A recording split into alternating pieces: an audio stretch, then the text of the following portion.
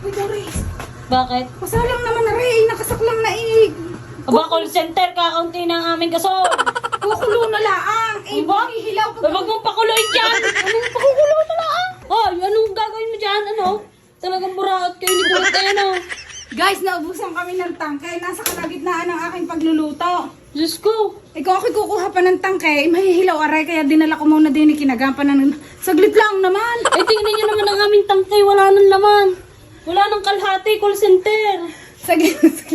Paluto na aray. Pinapasakit mang ulo ko eh. Sadya na talaga masakit ang ulo mo. Tingnan mo kung paluto na nga. Tingnan ko nga kung paluto na. Hindi pa nasulak. Diyos ko, hindi pa pala nasulak. Tingnan nyo guys. Nakulo na ha. Ay, aray na nagpakulo eh. Paluto na daw. Diyos ko, paluto na daw. Ang pambuburaot mo sa akin, ha? Uy, ngayon lang naman, Doris. Ay, Nung isang araw, dili nagluto. Hindi ako sa chalet nyo naglutuhan. Nagdala ko ng kahoy sa tungko nyo laang. Eh, tingnan nyo naman. Ngayon lang ako nakiluto sa chalet. Tingnan nyo't nilaksan pa ang lingas. Nilaksan pa ang lingas. Diyos ko po. Nasaan ang kawali nyo? Ha? Ari, Uy, ano yan? Liga. bumili ako ng tinapa. Uy, talaga lang. Naubusan pa ng gasol. Diyos ko po. Ay, lahat na idin eh. Dito ka na tumira. Ganito ng sinaing. Dito ka na titira. Nagluluto akong tinapa. Mamaya dadaling ko ng mga dawalan nyo talaga. Kukunin ko lang ang tinapa. Dinin mo na rin. Diyos ko, call center, lahat na. Paluto na aray. Para naman kaunting mababawas sa gasol nyo. Ubus na ang gasol namin dahil sa babaeng yan.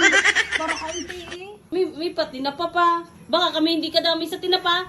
Isakto lang ang apat. Diyos ko po! Ay, dagdagan mo yan. Eksakto nga lang ang apat.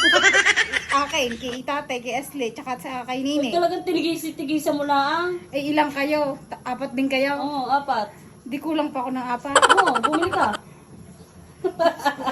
Ay, ang paluto na aray. Diyos ko, paluto na daw guys. Tingnan nyo. Pala nasulak Hindi pa nasulak. Diyos ko.